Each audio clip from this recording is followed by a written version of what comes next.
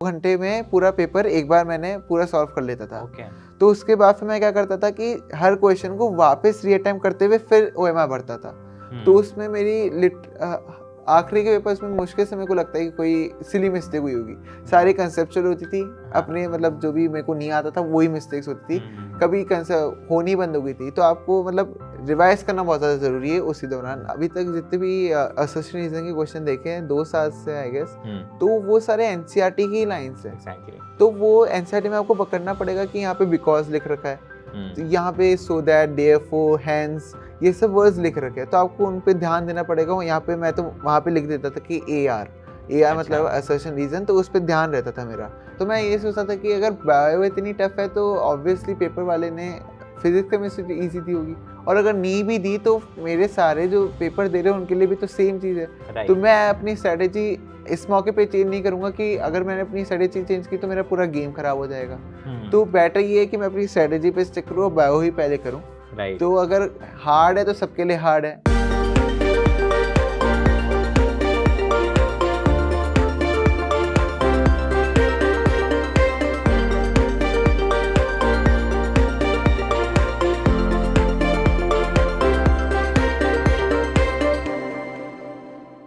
Hello everyone, welcome to कैमिल TV toppers and initiative by Unacademy. NEET 2023 के results आ चुके हैं। इस साल की कट ऑफ आप सभी ने देखी कि किस स्कोर पर क्या पर्टिकुलर रैंक जा रहा है, और बहुत सारे बच्चे एक सही गाइडेंस की तलाश में हैं। और CTWT के चैनल के रेगुलर व्यूअर्स तो जानते ही हैं कि यही वो चैनल है जहां पर हम टू द पॉइंट गाइडेंस आपके लिए लेकर के आते हैं। इस साल अनअकैडमी के लर्नर्स ने भी बहुत अच्छा परफॉर्म करा है। हजारों बच्चे जो डॉक्टर बनने का सपना है वो पूरा कर रहे होंगे, चाहे वो टॉप 100 की रैंक्स हों। उसके साथ बहुत सारे सिलेक्शंस अनअकैडमी ने दिए। एक स्टोरी आज आपके सामने मैं यहाँ पर लेकर के हूँ। इस साल के NEET all India rank 10 Parth Khandelwal हमारे साथ हैं। 715 आउट ऑफ 720, इतने शानदार स्कोर के साथ आइए जानते हैं इसकी स्टोरी को। सभी इससे बहुत कुछ सीखने को मिलेगा। So let's welcome him. Most welcome to कैमिल टीवी टॉपर्स। ठीक है, तो यार सबसे पहले अपने बैकग्राउंड के बारे में बताओ, और एक चीज जरूर ऐड करना कि how is this feeling top 10, ठीक है, और उसके साथ 715 का स्कोर बहुतों का ये ड्रीम होता है। तो एक बार जरा इस सब के बारे में बताओ। I belong to Jaipur Rajasthan and it was my first attempt. तो जैसे नीट का रिजल्ट आया तो काफ़ी अच्छा लगा मुझे, क्योंकि 2 साल की जो मैंने मेहनत की थी वो एंड में रंग लाई। तो जब रिजल्ट इतना अच्छा आता है तो कोई ऐसा नहीं लगता कि जो भी सेक्रीफाइसेस किए वो वर्थ नहीं थे, सब वर्थ थे। तो काफ़ी अच्छा लग रहा है। Okay, great. तो यार before we get into details तुम्हारी प्रिपरेशन प्लान को, व्हाई ओनली मेडिकल प्रोफेशन, और कुछ क्यों नहीं? ये कब डिसाइड किया तुमने कि यही बनना है, यही करना है? I had my sister as the biggest inspiration for me. वो अभी MBBS कर रही है 4th ईयर SMS में, तो उन्होंने काफ़ी इंस्पायर किया मेरे को। और जो मेरा बायो में मेरे को पोटेंशियल दिख गया था 9th क्लास में, तभी मैंने डिसाइड कर लिया था कि मेरे को इस फील्ड में जाना है। और डॉक्टर एक नोबल प्रोफेशन भी है, तो उसने भी मेरे को काफ़ी अट्रैक्ट किया। ओके, तो शुरू से ही माइंडसेट तुम्हारा क्लियर था, है ना? क्योंकि कुछ बच्चे कंफ्यूज भी रहते हैं कि यार ये कर लें, ये ना करें, है ना? तुम्हारे शुरू से ही माइंडसेट क्लियर था। ठीक है, तो अब हम आते हैं सीधा नीट प्रिपरेशन स्ट्रैटेजी के ऊपर। मुझे लगता है ये कोई 2-3 महीने की मेहनत नहीं है, ये 2 साल करेगी प्रॉपर मेहनत का नतीजा है जो आज हम यहाँ पर देख रहे हैं, 715 का स्कोर। पहले तो ये बताओ यार, किस एक सब्जेक्ट में एक क्वेश्चन गलत हो गया, ये बताओ पहले। फिजिक्स में एक क्वेश्चन गलत हुआ है मेरा। ओके, सो बाकी केमिस्ट्री और बायोलॉजी में it was a perfect score. We start with biology, ठीक है? So 360 on 360 in biology. And एक बार इसके बारे में अच्छे से बताओ कि बायोलॉजी का क्या प्रिपरेशन प्लान होना चाहिए, क्या पढ़ना चाहिए, कौन सी किताब पढ़नी चाहिए, कहाँ से पेपर लगाने चाहिए, ये सारे सवाल हैं। एकदम जेन्युइन चीज़ें बताना यहाँ पर हमारे व्यूअर्स को कि तुमने क्या किया। बायोलॉजी में तो सबको पता ही होता है कि मेरे लिए NCERT सब कुछ है, पर NCERT काफ़ी कॉम्प्लिकेटेड किताब है, तो उसको समझने के लिए टीचर्स के नोट्स बहुत ज़्यादा ज़रूरी है। तो पहले मैं टीचर्स के नोट्स पढ़ता था, उसके बाद फिर मैं बायोलॉजी की NCERT पढ़ता था, तो उससे काफ़ी चीज़ें क्लियर हो जाती थी। फिर एंड में जब सारी चीज़ें क्लियर हो गई तो फिर मैं स्ट्रिक्टली NCERT पे आ गया, और उसकी रिपीटेड रीडिंग्स करते रहा जब तक एक लाइन में को बाय हार्ट याद नहीं हो गई। तो वही एक मंत्र है। ओके, यार काफ़ी बच्चे कंफ्यूज रहते हैं, और एक सवाल भी बहुत कॉमन आता है, NCERT कितनी बार पढ़ें तो 360 आएगा? ये बताओ जरा, तुमने कितनी बार पढ़ी एनसीईआरटी? अगर टारगेट का तो कुछ है ही नहीं। बायो हम्म। की एनसीईआरटी तो ऐसी चीज़ है, आप जितना पढ़ोगे उतना कम है। तो जितना आप पढ़ सकते हो नीट के पहले उतना ही पढ़ो, और ऐसा मत सोचो कि अब बोरिंग लग रहा है, पर हर बार आप जब भी कुछ पढ़ोगे तो कुछ नया मिलेगा ही उस यही एनसीईआरटी। ब्यूटी है उस टेक्स्ट बुक की, है ना? हर बार लगता है ये तो इस बार छूट गया था, हाँ। है ना? अच्छा, तो स्ट्रिक्टली हम टेक्स्ट बुक की बात करें तो तुमने एनसीईआरटी की टेक्स्ट बुक फॉलो करी। अब जहाँ तक मैं प्रैक्टिस की बात करूंगा, प्रैक्टिस कहाँ से कर रहे थे बायोलॉजी की? बायोलॉजी की शुरू में जब मेरी जर्नी स्टार्ट हुई थी तब तो मैं कोचिंग के मटेरियल्स वगैरह सॉल्व करता था, पर एंड में मैंने वो सब छोड़ दिया था, क्योंकि जो मॉक टेस्ट हो रहे थे उनमें मेरी बायो की सारी क्वेश्चंस प्रैक्टिसिंग हो रही थी, तो मेरे को कुछ ज़रूरत पड़ती नहीं थी कि मैं एक्स्ट्रा क्वेश्चंस करूं। मैं बायो में क्वेश्चंस ज़्यादा करने के बजाय थ्योरी ज़्यादा बार पढ़ लूँ, उस पर ज़्यादा फोकस करता था। Okay, done. सो अच्छा ठीक है, तो बायोलॉजी में तुम ज़्यादा बार बार रिपीटेड एनसीईआरटी रीडिंग, है ना? क्लास नोट्स को समझा, फिर एनसीईआरटी की रीडिंग करी, उसको समझा, फिर मॉक टेस्ट लगाए, यही कर रहे थे। अब अगर मैं बायोलॉजी के पूरे सिलेबस को डिस्ट्रीब्यूट करता हूँ, तो बायो में एक ऐसा सेक्शन है जो बड़ा इंटरेस्टिंग पार्ट है, जिसमें समझना होता है ना, जैसे जेनेटिक्स में काफ़ी सारे बढ़िया कॉन्सेप्ट्स आते हैं, फिजियोलॉजी में बड़ा मजा आता है पढ़ने में। तो जहाँ तक ये एक पार्ट है, उसके साथ साथ मॉर्फोलॉजी का पार्ट है, एनिमल किंगडम के एग्जाम्पल्स हैं, डाइवर्सिटी इतनी बड़ी है ना, इतना बड़ा यूनिट है, इतनी सारी चीज़ें याद करने को हैं। तो यार ये जो याद करने का पार्ट है, काफ़ी बच्चे परेशान रहते हैं कि इसको याद कैसे किया जाए, पूरे साल ही परेशान रहते, याद ही नहीं हो रहा, याद ही नहीं हो रहा। तो तुमने इसके लिए क्या स्ट्रैटेजी डेवलप करी थी कि सब सॉर्टेड हो जाए मैं रट्टा मार पोर्शन के लिए? मैं कोड्स और न्यूमोनिक्स पे बहुत ज़्यादा बिलीव करता था। तो जैसे कोई भी रटने वाला टॉपिक आता था तो उसमें मैं बहुत ज़्यादा एक्सपर्टीज़ कर लेता था, कि कुछ भी कोड वगैरह बना दिए, उसके न्यूमोनिक्स बना दिए, तो वो बहुत जल्दी से आपको रिमेम्बर होते हैं। और मैं ये सब चीज़ें अपने दोस्त से यार भी डिस्कस कर लेता था, ताकि वो ज़्यादा देर तक याद रहे।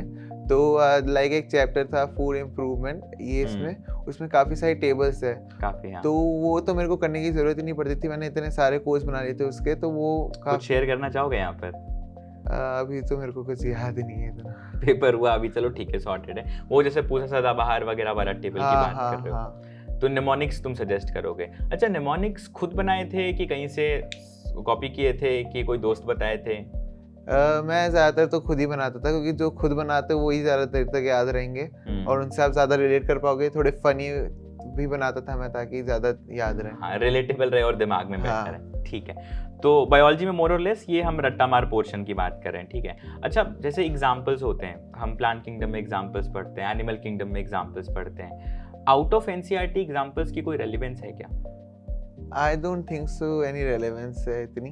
मतलब पहले तो आप एनसीईआरटी के एग्जाम्पल्स कर ले, वो बहुत बड़ी बात है, क्योंकि उसमें भी काफ़ी एग्जाम्पल्स हैं। तो बाद में अगर आपको एडवांस पढ़ना है तो फिर वो आपकी चॉइस है। पर मैं तो मतलब शुरू में मैं बायो का एडवांस पढ़ता था, इस सर के नोट्स वगैरह, पर एनसीईआरटी के एग्जाम्पल्स बहुत ज़्यादा इंपॉर्टेंट है।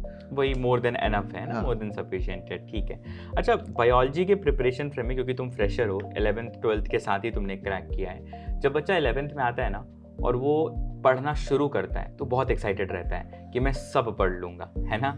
क्या वो फेज़ भी तुम्हारे सामने कभी आया था कि तुम बहुत ज़्यादा पढ़ने लगे थे, उस चक्कर में इशू आए, फिर तुमने खुद को कंट्रोल किया, ऐसा कुछ? जब 11th की स्टार्टिंग हुई थी तो मैंने एडवांस पे ज्वाइन किया था, तो तब तो इतना ज़्यादा जोश था कि मैंने बायो और केमिस्ट्री का 11th का पूरा सिलेबस ही ख़त्म कर दिया था एनसीईआरटी से। अच्छा। पर वो इतना बेनिफिशियल हुआ नहीं, क्योंकि ना तो टीचर ने उस समय पढ़ाया था। हाँ। तो वो बस जोश था, तो उस समय मतलब वो इतना बेनिफिशियल था नहीं। तो मेरे साथ भी ये फेज था कि शुरू में बहुत शुरुआत में एनसीईआरटी छोड़ के और भी किताबें वगैरह खरीदी थी बायो के लिए? मैंने फिजिक्स की एचसी वर्मा खरीदी थी, पर आज तक कभी खोली नहीं उसे। अच्छा। हाँ। ये एक नीट का टॉपर कह रहा है एचसी वर्मा खरीद के खोली नहीं, ठीक है, आगे बताओ। तो बस यही है कि मैंने किताबें तो ऐसे खरीदी थी, मतलब पर कभी खोल के देखता नहीं था। वो तो बस कोचिंग का मटेरियल इतना सफिशिएंट होता है कि कुछ करने की जरूरत नहीं होती, उसकी नीड ही नहीं पड़ी। हाँ, ठीक है। अच्छा, 11 12 की हम बात कर रहे थे, तो काफ़ी बार ये एक सिचुएशन आती है ना कि किसी भी रीज़न से कुछ क्लासेस छूट जाए, मान लो 11th स्टैंडर्ड में, ठीक है, कि एक हफ्ता तुम कोचिंग नहीं जा पाए, है ना, कि 2 हफ्ता तुमने क्लास ही नहीं करी, मान लो तबीयत खराब हो गई थी, कोई फंक्शन आ गया था, उस चक्कर में एक बैकलॉग क्रिएट होता है। फिर जैसे ही बच्चा छुट्टी से लौट के आता है, किसी भी रीज़न से वो ऑफ रहा हो, फिर उसको दिखता है मेरा तो इतना छूट गया। अब जो चल रहा है ना वो उस पर ध्यान दे पाता है ना, पिछले वाले पे कंप्लीट हो पाता है ठीक से। तो ये जो बैकलॉग क्रिएशन वाली प्रॉब्लम है, क्या कभी ये तुम्हारे साथ हुआ था? हाँ, ये मेरे साथ हुआ था 11th में। लाइक एनटीएससी का स्टेज 2 था, तो उस समय मेरे को 11th को 1 महीने के लिए छोड़ना पड़ा था। ओके। तो उस समय मेरे को बहुत ज़्यादा दिक्कतें आई थी। तो उस समय मैंने थोड़े अपने स्टडी आवर्स बढ़ाए थे, पर ऐसा नहीं है कि जो सर करंट में पढ़ा रहे हैं उन्हें छोड़ दूँ। जो करंट में पढ़ा रहे हैं वो भी सारी एक्सरसाइज वगैरह जो भी वो बोलते थे, डिस्कशन होगा, वो सब सारे करता था। और साथ में जैसे क्लास खत्म हो गई उसके बाद फिर जो छूटा था उनकी क्लास रिकॉर्डिंग देखता था, क्योंकि उस समय ऑनलाइन था। तो ऐसे कोप अप किया था। ओके, मतलब क्योंकि काफ़ी बच्चे क्या करते हैं ना, करंट वाले को छोड़ के पुराना बैकलॉग करते हैं और नया बैकलॉग क्रिएट होता जाता है। तो तुमने क्या किया, क्लासेस को रेगुलरली फॉलो किया और उसके बाद एक्स्ट्रा टाइम स्पेंड किया तुमने, है ना। अच्छा, जब टाइम की बात आती है तो काफ़ी लोगों ने तुमसे ये पूछा होगा, यहाँ पर व्यूअर्स काफ़ी जानना चाहेंगे कितना घंटा पढ़ते थे यार। मैं कभी ऐसे नहीं देखता था कि इतना टारगेट बनाना है कि इतने घंटे पढ़ना है। मैं मोस्टली टारगेट बनाता था कि इतने चैप्टर्स करना है, तो उससे अपने आप ही ज़्यादा पढ़ाई हो जाती थी। पर कभी भी मतलब जितना मेरे से हो सकता था मैं पढ़ते रहता था। बीच में फ्रीक्वेंटली ब्रेक्स वगैरह लेता था ताकि माइंड रिफ्रेश हो। तो अराउंड 8 to 10 आवर्स 11। क्योंकि बच्चों में ना एक बहुत गंदा नोशन होता है कि नीट का पेपर 13 से 15 घंटे पढ़ के ही क्रैक होता है, ऐसा कुछ है क्या? मैं तो हमेशा स्मार्ट स्टडी को प्रेफर करता हूँ। हार्ड वर्क इतना मैटर नहीं करता, मतलब मैटर तो वो भी करता ही है। स्मार्ट स्टडी बहुत ज़्यादा मैटर करती है। आपको पता होना चाहिए आप नीट के लिए क्या पढ़ रहे हैं और उसका रेफरेंस है या नहीं। आप पहले प्रीवियस ईयर पेपर्स देखें, उनसे आपको आइडिया लग जाएगा कि नीट में क्या क्या आता है, तो आप स्ट्रिक्टली वहीं पे रहेंगे। कोई एडवांस चीज़ें नहीं पढ़ेंगे। कम पढ़ो आगे बढ़ो ये सिंपल सा लॉजिक है ना, जितना आना है उतना ही आइडियली पढ़ना चाहिए, ठीक है। तो तुमने टाइम फ्रेम की बात बताई कि तुमने डेली बेसिस पे क्या गोल्स बनाए थे कि आज मुझे ये चैप्टर्स करने हैं। अच्छा, 11th में कभी तो बनाया होगा कि टाइम टेबल, है ना, कि मुझे इतने बजे से इतने बजे तक ये करना है, इतने बजे से इतने बजे तक, कभी बनाया था? ऐसा टाइम टेबल तो नहीं, पर हाँ मतलब ये था कि हमेशा ये रहता था कि इतने चैप्टर्स करने हैं। पर कभी ऐसा नहीं होता था कि मैं किसी भी रात को सोऊं तो मेरे सारे चैप्टर्स कंप्लीट हो चुके हों। हमेशा टारगेट इतना आइडिया बनाता था ताकि कुछ कंप्लीट ही ना हो। तो उससे क्या होता था कि हमेशा ही रहता था कि कल कंप्लीट करूंगा, कल कंप्लीट करूंगा। तो उससे एक डिसिप्लिन रहता था। अच्छा, सेल्फ डिसिप्लिन तुमने डेवलप कर रखा था, ठीक है। तो ये हम 11th-12th के फ्रेम की बात कर रहे थे। अब इसमें मैं एक चीज़ और ऐड ऑन करता हूँ, क्योंकि 11th तुम स्कूलिंग के साथ थे, ठीक है। तो स्कूलिंग के साथ यार स्कूल का भी तो प्रेशर रहता है बच्चों को, यार कभी प्रैक्टिकल फाइल सबमिट करनी है तो प्रैक्टिकल एग्जाम हो गए, तो स्कूल में जैसे बोर्ड्स भी आ जाते हैं, प्री बोर्ड हो रहे हैं, बोर्ड्स हो रहे हैं, उसके साथ नीट की तैयारी को कैसे मैनेज कर रहे थे? मेरा स्कूल काफ़ी सपोर्टिव था, तो उनको भी पता होता है कि एग्ज़ाम है तो ऑब्वियसली थोड़ा प्रेशर में है, तो वो इतना मेरे को फोर्स नहीं किया उन्होंने। और मैं स्कूल भी जाता था, जब भी जाता था तो मैं उसको प्रोडक्टिव बनाने की कोशिश करता था कि जैसे कोई फ्री पीरियड हो गए तो उसमें कुछ किताबें खोल के देख ली। वरना स्कूल में तो मैं मोस्टली क्या करता था कि सारे जो क्वेश्चंस प्रैक्टिसिंग थी फिजिक्स केमिस्ट्री के, वो उस समय ही करता था, ताकि क्योंकि क्या है शोर शराबा रहता है स्कूल में, तो थ्योरी पढ़ने में इतना प्रोडक्टिविटी आ नहीं पाती। तो फिर मैं सारे क्वेश्चंस वगैरह वहाँ पे इकट्ठा करके लेके जाता था, फिर वहाँ पे सारे सॉल्व कर लेता था। और जो फिजिक्स केमिस्ट्री और बायो की क्लासेस रहती थी स्कूल में, उन्हें भी मैं ढंग से सुन लेता था ताकि रिवीजन हो जाए या फिर कुछ नया सीखने को मिले। तो इसलिए तो तुमने शोरगुल वाले माहौल में क्वेश्चन प्रैक्टिस को प्रेफर किया है ना, खुद जाके शोरगुल नहीं कर रहे थे, ठीक है, ग्रेट। तो टाइम को प्रोडक्टिव बनाना बेसिकली आइडिया ये है, ठीक है। अच्छा, एक नोशन और रहता है कि जब एंड में जब हम पेपर तक पहुंचते हैं, मैं 11th-12th में ही अभी चल रहा हूँ, तो हम बोर्ड एग्जाम तक पहुंच रहे हैं। बोर्ड से पहले का जो 1 महीने का फ्रेम होता है ना, जैसे हमने पीसीबी तो हम कोचिंग्स में तैयारी कर ही रहे हैं, उसके साथ बाकी भी सब्जेक्ट्स हैं, उसके मैनेजमेंट को लेके कभी क्राइसिस आया क्या कि यार इंग्लिश नहीं पढ़ी जा रही, या और तुम्हारा एक्स्ट्रा सब्जेक्ट क्या था? और इंग्लिश और आईपी थी मेरी, ठीक है। तो इनके मैनेजमेंट में कभी कोई दिक्कत आई?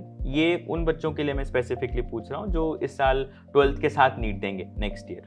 मैं तो जैसे कोई स्कूल के एग्ज़ाम आते थे तो उस समय पढ़ लेता था ये एक्स्ट्रा सब्जेक्ट्स। और जब बोर्ड्स के समय मैंने मेनली पढ़ा था इन्हें, बोर्ड्स के लाइक 4 to 5 डेज पहले मैंने ये सब पढ़ा था, तो उससे ही मैंने मतलब काम चल जाता है उससे। ऐसा कोई अलग से स्ट्रेस लेने की ज़रूरत बिल्कुल नहीं है, ठीक है। अब हम आते हैं और भी सब्जेक्ट्स के ऊपर, ठीक है। हम आते हैं फिजिक्स के ऊपर। परफेक्ट स्कोर है तुम्हारा 180 on 180, नहीं एक गलत हो गया था, ठीक है। अब फिजिक्स की अगर मैं बात करूं, बड़ा खौफनाक सब्जेक्ट होता है हर नीट एस्पिरेंट के लिए, और काफ़ी लोग तो मतलब पीसीबी इसलिए लेते ही हैं क्योंकि उनको मैथ्स नहीं पसंद, मैथ्स की कमी की वजह से थोड़ा फिजिक्स में भी इफेक्ट दिखने लगता है। ऐसी कोई प्रॉब्लम फेस किए थे कि मैथ्स नहीं था तो फिजिक्स में थोड़ा प्रॉब्लम आ रहा है? जो बच्चे फ्रेशर्स अभी 11th में आने वाले होंगे उनके लिए? जो भी नीट में फिजिक्स के न्यूमेरिकल्स आते हैं वो कभी भी ऐसे नहीं होते कि बहुत ज़्यादा हाई लेवल की मैथ्स लग रही है उनमें, बेसिक मैथ्स लगती है, वो फर्स्ट अटेम्प्ट पढ़ा भी देते हैं क्लास 11 में, तो कभी मैथ्स की कोई दिक्कत नहीं आई फिजिक्स में। ऐसी कोई प्रॉब्लम नहीं है, ठीक है। अब फिजिक्स में तुमने क्या किया, कैसे किया, कौन से किताब फॉलो करी, कैसे प्रैक्टिस करी, ऑल योर्स, एक बार डिटेल में समझाओ सबको फिजिक्स में। ये बहुत दुखती रग जिसको हम कहते हैं नीट एस्पिरेंट्स को, तो एक बार अच्छे से समझाओ तुमने क्या किया। शुरू में तो जब सर पढ़ा रहे थे तब तो मैं ये करता था कि रिवाइज करता था, उसके बाद क्वेश्चंस प्रैक्टिस करता था कोचिंग के मटेरियल से ही केवल, और उसके बाद फिर जब सारे रिवाइज करता था तो केवल सर के नोट्स से करता था।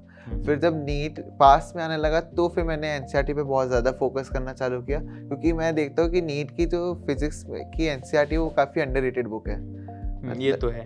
उसमें क्या है, बहुत ज़्यादा कंसेप्चुअल क्वेश्चंस है। आई नो कि उसमें एमसीक्यूज नहीं है जिससे नीट की प्रैक्टिस हो, पर उसमें बहुत ज़्यादा कंसेप्चुअल क्वेश्चंस है और कई बार उसके क्वेश्चंस आ भी जाते हैं नीट में। तो उसके क्वेश्चंस मैं रिकमेंड करूँगा कि आप उनके करें, मतलब शुरू से ही कर लें तो वो काफ़ी बेनिफिशियल रहेगा। और तो एक मेजर पॉइंट की एनसीईआरटी रीडिंग, एनसीईआरटी रीडिंग, हाँ रीडिंग तुम पूरी फिजिक्स के लिए कह रहे हो 11th और 12th? 11th 12th में एक प्रायोरिटी रहती है कि नीट में जो 12th का पार्ट 2 है वो बहुत ज़्यादा इंपॉर्टेंट है, उसके बाद फिर पार्ट 1 आता है, फिर पार्ट 2 11th का आता है, और 11th का पार्ट 4 मेरे को इतना इंपॉर्टेंट नहीं लगा। और मैं ऐसे नहीं करता था कि पूरी एनसीईआरटी बार बार पढ़ रहा हूँ। एनसीईआरटी में मुश्किल से पूरे चैप्टर्स में थोड़े थोड़े पॉइंट्स होते हैं जो कि इंपॉर्टेंट होते हैं या सर के नोट्स में नहीं होते, तो उन्हें मैं स्पेशली अंडरलाइन कर लेता था, हाईलाइट कर लेता था। फिर जब भी मैं रिवाइज करता था सिर्फ उन्हीं पॉइंट्स को पढ़ता था, तो ज़्यादा टाइम नहीं लगता था, बस पहली रीडिंग में टाइम लगता था। ठीक है, तो एनसीईआरटी रीडिंग करी है तुमने फिजिक्स में, है ना? तो एक इंपॉर्टेंट एडवाइस रहती है नीट एस्पिरेंट्स के लिए। और दूसरा मैं इसमें ऐड ऑन कर दे रहा हूँ, तो हम क्रिस्प रखते हैं एकदम बच्चों के लिए। एनसीईआरटी इन टेक्स्ट क्वेश्चंस और exercise questions, how important are they in physics? बहुत ज़्यादा इंपॉर्टेंट है, मतलब वो तो काफ़ी 2 कैटेगरीज होती है, एक तो नॉर्मल क्वेश्चंस, एक एडिशनल एक्सरसाइजेस। तो एडिशनल एक्सरसाइजेस क्वेश्चंस तो बहुत ज़्यादा हाई लेवल के थे और कंसेप्चुअल थे, उन सब के कंसेप्ट्स बहुत ज़्यादा इम्प्रूव हो रहे थे, तो मेरे को काफ़ी अच्छे लगे उनकी जो क्वेश्चंस है, बहुत इंटेक्स क्वेश्चंस भी और एक्सरसाइजेस भी। तो मैंने सारी तो कर नहीं पाया मैं, पर मोस्टली तो मैं सभी कर लेता था।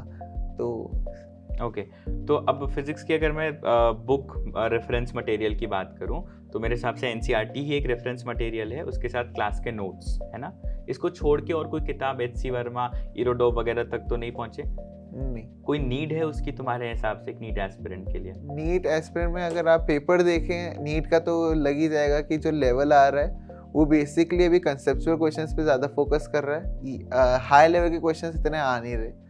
तो मैं तो यही मतलब बोलूँगा कि आप कोई एडिशनल बुक्स करने की मेरे ख्याल से ज़रूरत नहीं है। एक व्यूअर्स के लिए खास नोट, देखो बहुत सारे टॉपर्स की बहुत सारी एडवाइसेस होती हैं। अभी कल को मैं किसी और से बात कर रहा हूँ, हो सकता है उसने एचसी वर्मा की हो, तो ये पर्सन टू पर्सन वेरिएबल है। इट इज़ नॉट लाइक एक सीधी लाइन हमने यहाँ खींच दी कि यही करना है, ये आपकी चॉइस हो सकती है। This is one of the ways to crack it and there are an number of ways to crack it, है ना? ये बहुत फ्रैंकली मैं सबसे कहना चाहूँगा, ठीक है?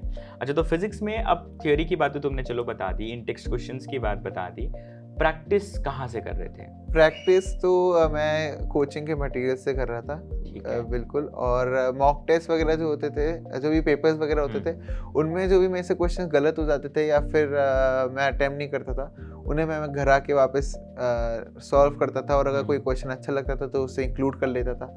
तो एक फिजिक्स में क्वेरी और रहती है, जब प्रीवियस ईयर क्वेश्चंस की हम बात करते हैं तो हम जेई के प्रीवियस ईयर क्वेश्चंस की बात करते हैं, नीट की भी बात करते हैं। क्या जेई के पीवाईक्यूज करना एक नीट एस्पिरेंट के लिए रेलिवेंट है? जेई मेंस के जो हैं वो तो रेलिवेंट है थोड़े, मतलब मैं भी 1-2 चैप्टर के करने की सोच रहा था, और थोड़े बहुत कर भी लिए थे जेई मेंस के। तो जेई मेंस के काफ़ी लेवल हद तक नीट का रहता है, थोड़ा सा हाई लेवल रहेगा मेरे ख्याल से। तो हाँ, जेई मेंस के आप कर सकते हो। मतलब तुमने किए थे कि नहीं किए थे? मैंने किए थे, थोड़े से ही किए थे। ठीक है, मेंस के और नीट के तो करने ही करने, राइट? ठीक है, तो पीवाईक्यूज हो गए और बेस मटेरियल हो गई एनसीईआरटी, ठीक है। अच्छा, फिजिक्स में एक ना बहुत सीरियस प्रॉब्लम आती है। मान लो हम न्यूमेरिकल लगाने बैठे या कोई भी चैप्टर का रोटेशन खतरनाक चैप्टर माना जाता है, ठीक है। अब मान लो हमने उसकी एक्सरसाइज खोली, एक एक्सरसाइज 1-2, हर कोचिंग में लेवल बाई लेवल एक्सरसाइज होती है। अब उसमें हमने मान लो 1, 2, 3, 4 10 क्वेश्चंस गिवन है, हमने शुरू किया सॉल्व करना, पहला देखा बना ही नहीं, दूसरे पे आए हवा ही नहीं लग रही कि क्या क्वेश्चन नहीं है, तीसरे पे आए सॉल्व किए लेकिन आंसर नहीं मैच कर रहा, इसके बाद बच्चा चौथे क्वेश्चन तक पहुंचते पहुंचते उसका आता हुआ भी भूल जाता है। क्या कभी ये प्रॉब्लम फेस किए थे कि जैसे क्वेश्चंस नहीं बन रहे हैं लाइन से, या मतलब मेजॉरिटी क्वेश्चंस नहीं बन रहे हैं, उससे एक डिप्रेशन सा आ रहा है कि मेरे से कुछ नहीं होगा, ऐसे भी फेज से बच्चे गुजरते हैं, तो इस पे तुम्हारा क्या कहना है? कुछ कुछ चैप्टर्स थे जिनमें ये सब मेरे साथ होता था काफ़ी। तो उन समय ऐसा होता था कि बहुत सारे थ्योरेटिकल थे, तो उन समय थोड़ा कॉन्फिडेंस गिर जाता था, पर वो मैं सर से डिस्कस कर लेता था और फिर सर बता देते कि ये रेलेवेंट है या नहीं नीट के हिसाब से। तो एक बार आप जो भी टीचर्स हैं आपसे उनसे बात कर लीजिए, तो वो आपको पूरा ऐसे गाइड वगैरह कर देंगे। और मैं तो बस ये बोलूँगा कि जो भी क्वेश्चंस कर रहे हो हमेशा सबसे पहले देखिए कि वो पूछ क्या रहा है। तो जो भी वो पूछ रहा है उससे आपके जो भी फॉर्मूलाज वगैरह है वो माइंड में आ जाएंगे और क्वेश्चन सॉल्व करना बहुत ईजी रहेगा फिर। ओके, सो बेसिकली जब भी अटके आराम से अटको, लेकिन जाके पूछ लो, है ना? पूछने से क्लैरिटी मिलेगी, एक तो अप्रोच क्लियर हो जाएगा बिल्कुल से, ठीक है। मैं इसी पे थोड़ा आगे चलता हूँ। एक ऐसा भी फेज आता है, ये तो मैंने प्रैक्टिस की बात करी, कि जब बच्चा प्रिपरेशन टाइम फ्रेम में मॉक टेस्ट दे रहा है ना, या क्लास में टेस्ट दे रहा है, या इनफैक्ट क्लास के डिस्कशन का ही पार्ट बन रहा है, तो काफ़ी बार ऐसा होता है कि हम बाकी बच्चों से जब कंपेयर करते हैं खुद को, मान लो कोई हमसे बहुत अच्छा परफॉर्म कर रहा है या हम बहुत पीछे हैं रैंकिंग में, स्कोर्स भी कम आ रहे हैं, सपोज करो ऐसी सिचुएशन, तो इससे एक बहुत प्रेशर बनता है कि यार मेरा क्या होगा। आता है ना ऐसी सिचुएशन कि मेरे से होगा कि मेरे से नहीं होगा। ये बहुत सारे एस्पिरेंट्स इस प्रॉब्लम को फेस करते हैं। कभी क्या ऐसा फेज आया कि कम स्कोर की वजह से ऐसी फीलिंग्स दिमाग में?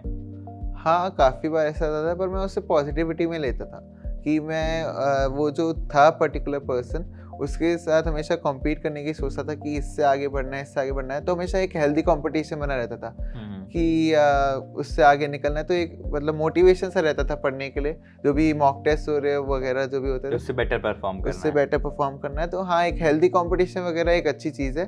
पर हाँ, ये प्रेशर वगैरह और जेलेसी वगैरह ये थोड़ी ख़राब चीज़ है। वो तो है, लेकिन यार एक प्रैक्टिकल पॉइंट पे चलते हैं कि एक एस्पिरेंट तैयारी कर रहा है, तैयारी करते वक्त प्रेशर बहुत ज़्यादा आता है, ठीक है, तैयारी करते वक्त ही आता है, चाहे वो मॉक दे चाहे वो मॉक ना दे। उस प्रेशर को हैंडलिंग पे तुम क्या सजेस्ट करोगे? क्योंकि प्रेशर, चाहे वो पेरेंट्स का प्रेशर हो, या मान लो अगर कोई ड्रॉपर है, उसने एक साल ड्रॉप कर लिया, उस पर ड्रॉप का प्रेशर आ जाता है ना, तो कभी बैड स्कोर्स का प्रेशर आ जाता है, तो प्रेशर हैंडलिंग के लिए क्या एडवाइस है तुम्हारी? प्रेशर हैंडलिंग में तो मैं यही करता था कि मैं एक तो मेरी फैमिली से बात कर लेता था, क्योंकि मेरी फैमिली ने कभी मुझ पर प्रेशर नहीं लगाया। तो जब भी कुछ भी स्ट्रेस प्रेशर ये सब आता था, मैं अपनी फैमिली से बात कर लेता था, फैकल्टी से बात कर लेता था।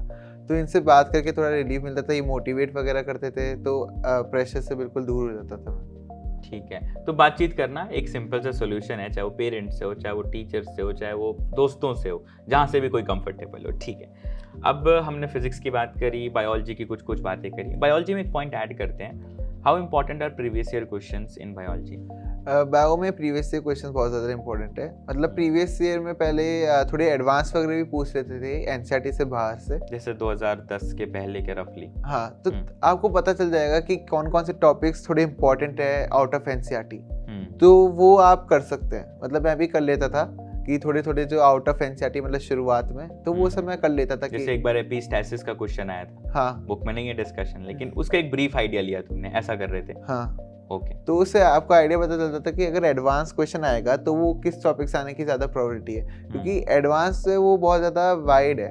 तो मतलब अगर एनसीईआरटी के बाहर चले गए तो बहुत ज़्यादा वाइड सिलेबस हो जाएगा। पर एनटीए जो है वो कहाँ से क्वेश्चंस पूछेगा, किस टॉपिक उसका फेवरेट है, तो वो आपको पता चल जाएगा पीवाईक्यू से। तो आप कोई भी टॉपिक करें, पहले आप उनके पीवाईक्यू देखें, तो आपको पीवाईक्यू से एक रफ आइडिया पड़ जाएगा कि कहाँ से किस टॉपिक से ज़्यादा क्वेश्चंस आने की प्रोबेबिलिटी है। तो ये पीवाईक्यू बहुत ज़्यादा इंपॉर्टेंट है। ठीक है, पीवाईक्यूज बहुत क्रिटिकल हो जाते हैं, ठीक है। तो अब हमने बायोलॉजी के लगभग सारे पॉइंट्स कवर किए, हमने फिजिक्स पे बात करी। अब हम आते हैं केमिस्ट्री के ऊपर। केमिस्ट्री को स्प्लिट करते हैं इनऑर्गेनिक, ऑर्गेनिक, फिजिकल में। स्टार्ट करते, तुम्हारा फेवरेट क्या था तीनों में से?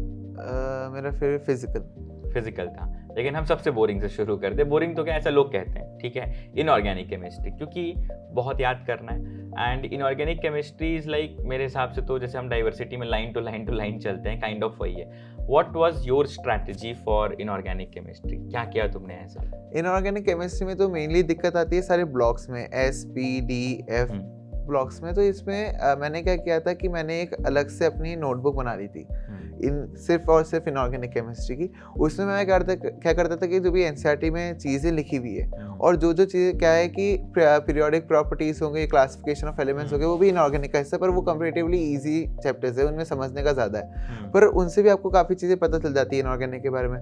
तो उन chapter SP, D, F blocks में जो भी चीज़ें थी जो मेरे को पहले से पता थी, वो मैं अपने नोट्स में नहीं लिखता था। अच्छा। तो जो चीज़ें मेरे को नई नई याद करनी होती थी, तो बहुत प्रिसाइज नोट्स बनाता था ताकि मेरे को लिमिटेड चीज़ें ही दिखें और मैं उन पे बार बार याद करते रहूँ जो भी इंपॉर्टेंट चीज़ है। तो मैं ऐसा करता था कि 2-3 नोट्स की रीडिंग के बाद एक एनसीईआरटी की रीडिंग भी कर लेता था, ताकि जो बाकी पॉइंट्स मैंने नहीं लिखे वो भी मेरे अंदर आ जाए। पर मेनली मैं वो नोट्स ही उनकी रिपीटेड लर्निंग करते तो इनऑर्गेनिक पे मैंने फिर मास्टरी कर ली थी कि मतलब बेसिकली तुमने उन चीज़ों को लिखा जो तुम्हें भूल रहे थे या नहीं आ रहे थे, जो आ रहे थे बस वो तो आ ही रहे, है ना, ऑब्वियस सी बात है। कितनी बार एनसीईआरटी रीड करनी चाहिए इनऑर्गेनिक की?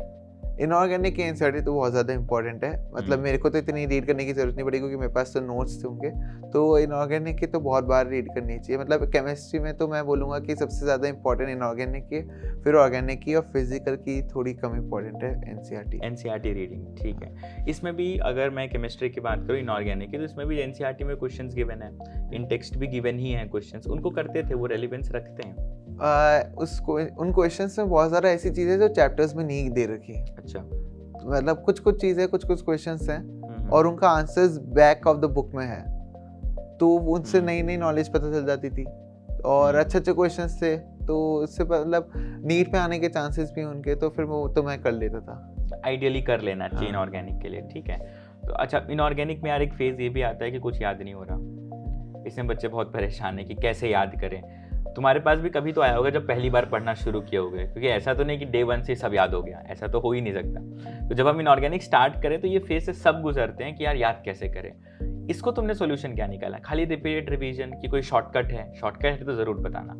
आप बताओ। शॉर्टकट तो वही है जो बायो का था कि मैं ऐसे कोच वगैरह बना लेता था, और जो भी है मतलब कि आपको शुरू में तो लगेगा कि कुछ नहीं हो रहा, पर एंड में जब आप पढ़ते जाओगे तो बहुत सारी चीज़ होगी तो आपको याद होने लग जाएंगी, अपने आप याद होने लग जाएंगी। तो अगर आपका पहली बार पढ़ने में आपको कॉन्फिडेंस नहीं आ रहा तो ऐसे नहीं है कि आपको कभी याद ही नहीं होंगी, आप बस पढ़ते जाओ तो धीरे सब याद हो जाता है इनऑर्गेनिक में। जब भरोसा रख के बस बार बार, और ये बार की कोई लिमिट है?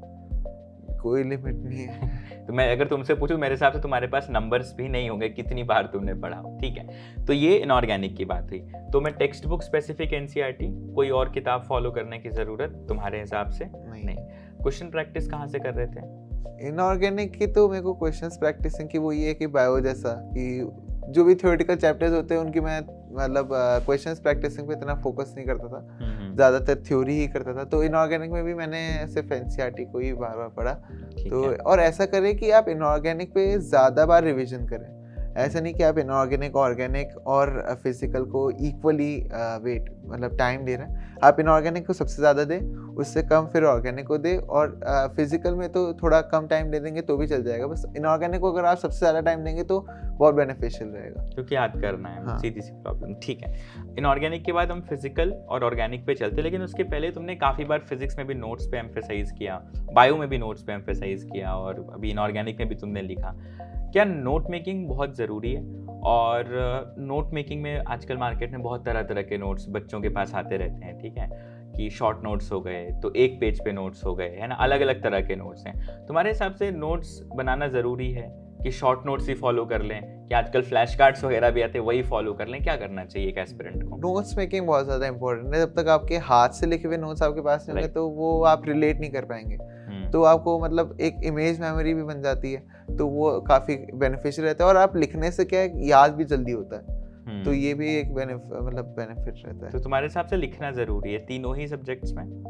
नहीं, मतलब मैं तो बस जब एक बार आप नोट्स मेकिंग के लिए मैं बोल रहा हूँ कि लिखना ज़रूरी है, ऐसे मैंने तो मतलब इतना लिखा नहीं था। हाँ, बस नोट्स मेकिंग के समय जब आप लिख रहे हो तो आपको याद हो जाएंगे। हाँ, मतलब you right you better remember, वही वाली सिचुएशन। ठीक है, अब हम आते हैं ऑर्गेनिक के ऊपर।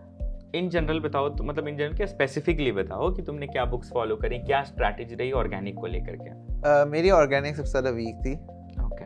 तो ऑर्गेनिक में तो मैं बोलूँगा कि आप क्वेश्चंस प्रैक्टिसिंग बहुत ज़्यादा करें। कि ऑर्गेनिक में आप जितना ज़्यादा क्वेश्चंस प्रैक्टिस करेंगे उतना आपको नए कंसेप्ट्स पता चलेंगे, तो वो काफ़ी बेनिफिशियल रहेगा। और आप एनसीईआरटी भी पढ़े, क्योंकि एनसीईआरटी में क्या है, असर्शन रीजन मिल जाते हैं, तो वो भी नीट में आ रहे हैं आजकल। तो असर्शन रीजन मिल जाते हैं ऐसे मतलब काफ़ी असर्शन रीजन ऑर्गेनिक में होते हैं। अच्छा, लाइन टू लाइन पढ़ते पढ़ते आ जाते हाँ, हैं। कि जैसे बिकॉज, सो दैट, इन सबसे जुड़े हुए रहते हैं, तो वो रिपीट हो जाते हैं नीट में, तो वो आपके काफ़ी अच्छा रहेगा ऑर्गेनिक में भी एनसीईआरटी को पढ़ना। तो बस सर के नोट्स, शुरू में तो सर के नोट्स और जो कोचिंग मटेरियल था वो सॉल्व करता था। एनसीईआरटी को मैंने थोड़ा जब नीट पास आया तब करना चालू किया। ठीक है यार, केमिस्ट्री में, ऑर्गेनिक केमिस्ट्री में स्पेसिफिकली बच्चे एक चीज़ पे और परेशान रहते हैं कि मैकेनिज्म ऑफ रिएक्शंस, क्या हर रिएक्शन को डिटेल में मैकेनिज्म जानने की ज़रूरत है? तुम्हारे हिसाब से तुमने पढ़ा था क्या, ये मुझे बताओ। मैकेनिज्म जानने की बहुत ज़्यादा ज़रूरत है, क्योंकि ये मैकेनिज्म से आप बहुत सारे क्वेश्चंस आंसर कर पाएंगे। लाइक कि वो पूछ लेते हैं कि इनमें से कौन सबसे ज़्यादा रिएक्ट करेगा, तो जो मैकेनिज्म में जैसे कार्बोकैटायन बन रहा है, कार्बो आनायन बन रहा है, तो आपको मैकेनिज्म से पता चलेगा कि उस मैकेनिज्म में क्या हो रहा है, क्या देखना है कि जिसकी वजह से अपन स्टेबिलिटी बता पाए, या फिर कौन सबसे ज़्यादा जल्दी रिएक्ट करेगा ये बता पाए। तो मैकेनिज्म बहुत ज़्यादा ज़रूरी है, पर आप ये भी देखें कि जो एनसीईआरटी में दे रखे मैकेनिज्म, पहले आप वो करें, बाद में थोड़े एडवांस वाले करें। ठीक है, मगर ज़रूरी है फॉर बेटर अंडरस्टैंडिंग, राइट। अच्छा, उसके बाद फिर हम ऑर्गेनिक पे ही चल रहे थे, तो हम नेम्ड रिएक्शंस पे आते हैं। याद करने का कोई शॉर्टकट वगैरह है तो बता दो यार हमारे व्यूअर्स को, लोग परेशान बहुत रहते हैं इन चीज़ों पे। नेम रिएक्शंस का तो इतने कुछ है नहीं है एनसीईआरटी में, मतलब लिमिटेड है, तो वो तो याद हो जाते हैं ऐसे धीरे धीरे करते, कोई शॉर्टकट नहीं है ना। नहीं। तो अगर आप शॉर्टकट की तलाश में यहाँ तक पहुंचे हो, एक सिंपल सा सॉल्यूशन है, बार बार रीडिंग, है ना, या नोट्स की या एनसीईआरटी की, एक जगह सारे लिस्ट बना लो। जैसे नेम रिएक्शन है, यूजुअली लोग लिस्ट बना लेते हैं, चिपका लेते हैं, और बार बार देखो तो याद हो जाएगा, है ना। शुरू में गिव अप करोगे तो कुछ याद नहीं होगा, सिंपल सा रूल, ठीक है। तो हम ऑर्गेनिक पे बात किए, तो ऑर्गेनिक में मैं मान के चलूँ शुरुआत में क्लास नोट्स, देन तुम्हारी मॉड्यूल्स, और लास्ट मोमेंट पे आके तुमने एनसीईआरटी की रीडिंग करी, राइट। ठीक है, अब हम आते हैं, अच्छा, प्रैक्टिस के लिए कोई स्पेसिफिक एडवाइस ऑर्गेनिक केमिस्ट्री के लिए? ऑर्गेनिक केमिस्ट्री के लिए, ऑर्गेनिक केमिस्ट्री में आप क्वेश्चंस करें, और अगर किसी भी चीज़ में आपको डाउट है कि मतलब आपका क्वेश्चन पूरा सॉल्व हो गया, फिर भी आपको थोड़ा सा डाउट है कि ये वाला क्या कंसेप्ट लग रहा है इसमें, इसके बीच में रीज़न क्या है, तो वो आप जाके सर से पूछ ही लें। क्योंकि ऑर्गेनिक में होता है कि आपका आंसर किसी और कंसेप्ट से आ रहा है, पर उसमें लग कोई और सा कंसेप्ट रहा है। ये काफ़ी बार होता है, आंसर तक पहुंच जाते हैं लेकिन गलत तरीके से पहुंच जाते हैं। हाँ, तो मैं ये रिकमेंड करूँगा कि ऑर्गेनिक में क्वेश्चंस प्रैक्टिसिंग, और उसके बाद टीचर से डिस्कस करना बहुत ज़्यादा ज़रूरी है। लाइक मैंने तो एक बार 2 आवर्स की डाउट क्लास लगा दी थी ऑर्गेनिक की।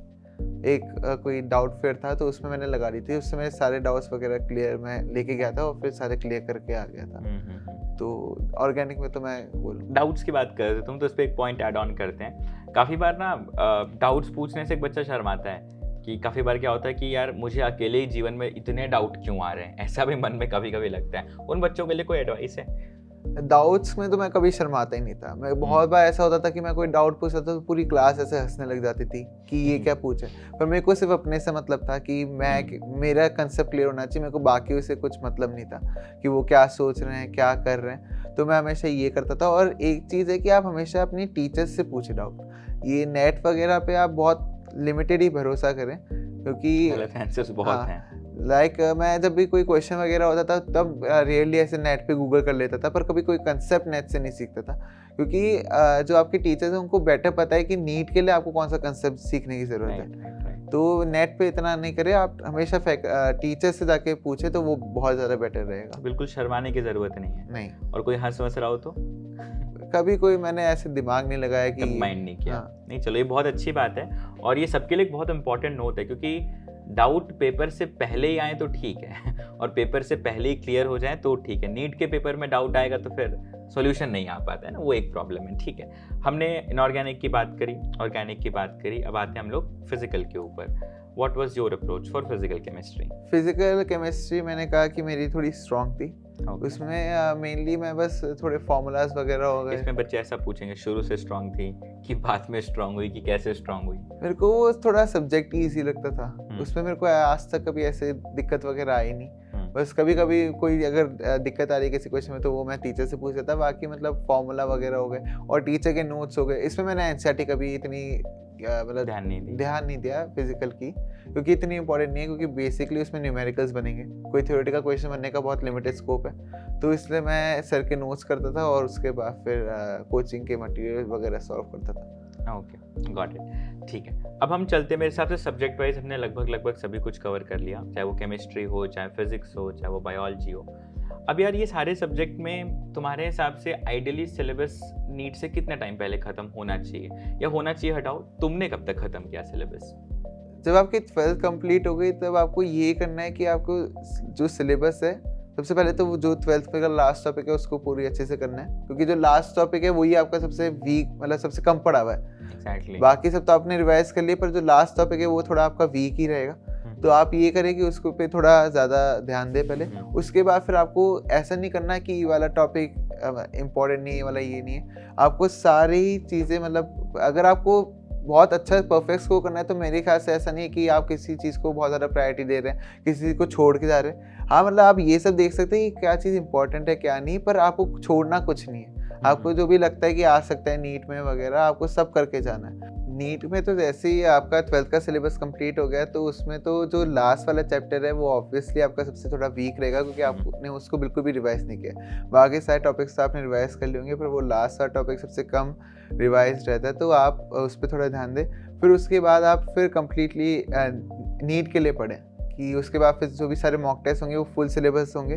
तो आप सारे टॉपिक्स को इक्वली इंपॉर्टेंस देते हुए, ये नहीं कि आप कोई टॉपिक छोड़ दें नीट के लिए कि ये कम इंपॉर्टेंट है, इससे क्वेश्चंस नहीं आते, क्योंकि अगर आपके पेपर में आ गए तो आप रिग्रेट करेंगे। तो आपको सारे ही टॉपिक्स करने हैं। आप ये कर सकते हैं कि किसी चीज़ को प्रायोरिटी दे, जैसे मैं इनऑर्गेनिक को देता था, तो ऑर्गेनिक और फिजिकल से ज़्यादा मैं उसको करता था, पर ये मतलब नहीं कि मैं फिजिकल करता ही नहीं था। तो अपने हिसाब से प्रायोरिटी सेट करी। हाँ, पर करना आपको सब चाहिए। तो आप नीट के बाद तो सभी करते रहे, तो आप उसके बाद फिर आपको सिर्फ रिवीजन की ज़रूरत है। ये इसमें सॉरी टू इंटरप्ट, हम सिलेबस कब तक कंप्लीट करें? मई में एग्जाम हुआ इस बार, तुम्हारा सिलेबस कब फिनिश हुआ था? सिलेबस तो मतलब जैसे ही 12th खत्म हो गई तो मेरा भी उस समय ही सिलेबस कंप्लीट हो गया। तो मतलब सब टीचर्स जैसे पढ़ा रहे थे उसी के साथ साथ चल रहा था। तो जब 12th खत्म हो गई तो वो लास्ट टॉपिक जो था वो भी खत्म हो गया। उसके बाद फिर मैं वापस शुरू से पूरा सिलेबस करने लग गया। ठीक है, इसमें तुमने एक बहुत इंटरेस्टिंग बात बताई कि जैसे जो हमने लास्ट में पढ़ा उसको हम सबसे कम पढ़े होते हैं, पहले वालों को रिवाइज कर लेते हैं। इसमें जरा रिवीजन के पॉइंट पर चलते हैं कि एक बार सिलेबस हो गया हमारा, अब यार इतने सारे चैप्टर्स बायो में मिला के 100 के आसपास चैप्टर्स पहुंच रहे हैं, ठीक है, 98 शायद, ठीक है।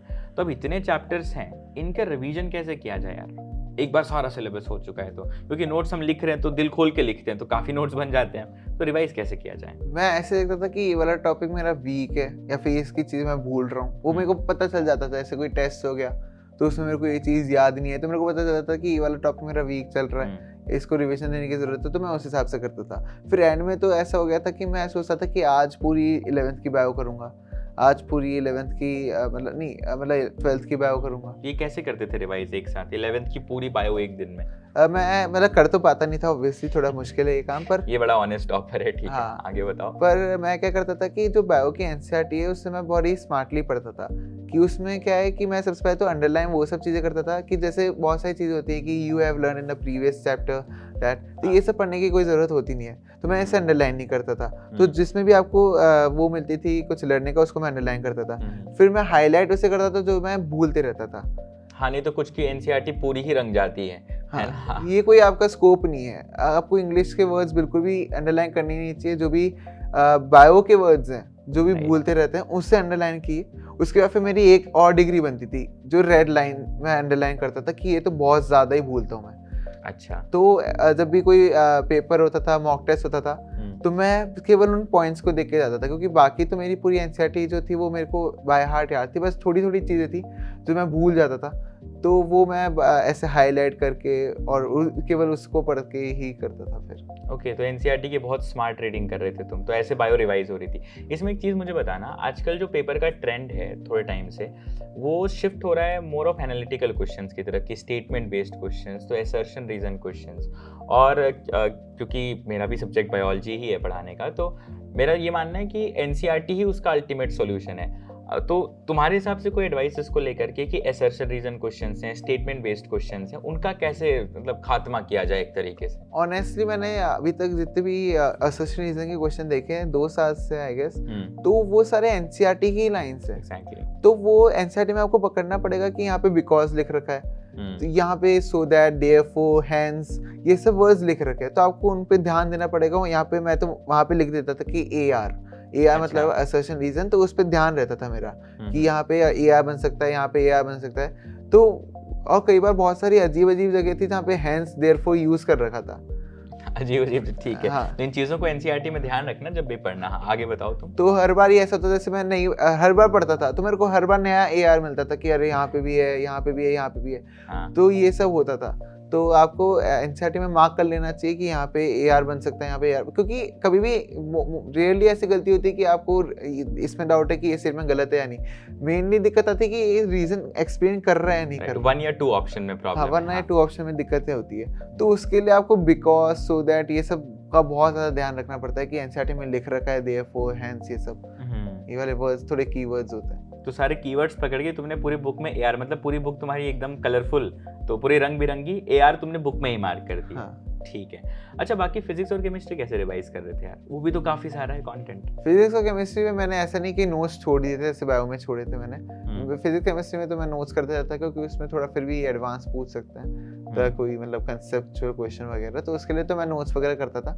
साथ में मैं एनसीईआरटी, एंड में मैं एनसीईआरटी पे फोकस करने लग गया था थोड़ा। मैंने शुरू में इतनी एनसीईआरटी पे फोकस नहीं किया, जैसे जैसे 12th खत्म हो गई उसके बाद फिर मैं एनसीईआरटी पे फोकस करने लग गया था। तो उसमें मेरी सेम स्ट्रेटेजी थी जो बायो की एनसीईआरटी के साथ थी, उसमें भी अंडरलाइन, हाईलाइट और रेड, सेम तरीके से। हाँ, ठीक है यार। एक चीज बताओ, हम काफी बार टारगेट्स बनाते हैं रिवीजन के कि आज मैं पूरा फिजिक्स रिवाइज करूंगा, ठीक है। शाम होते होते पता लगता है यार ये तो आधा भी नहीं हुआ। ऐसा होता है काफी बार, ठीक है। इस सिचुएशन के बाद लगता है अब मेरे से रिवीजन ही नहीं हो सकता।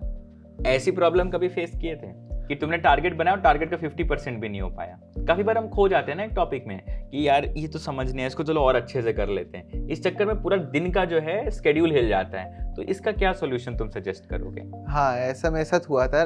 फिजिक्स का बोर्ड्स का पेपर था। मुझे पता है, होता है लोगों के साथ। तो फिजिक्स के बोर्ड्स में क्या है, मैंने सबसे पहले चालू कर दी थी अपने दोस्तों में तैयारी, और एक चैप्टर था वो वेव ऑप्टिक्स, उसकी एनसीईआरटी बहुत टफ थी, बहुत टफ। मतलब पूरी सेकंड बुक ही काफी मस्त है। हाँ, ना एनसीईआरटी की। तो उसमें मेरे को बहुत ज़्यादा टाइम लग गया।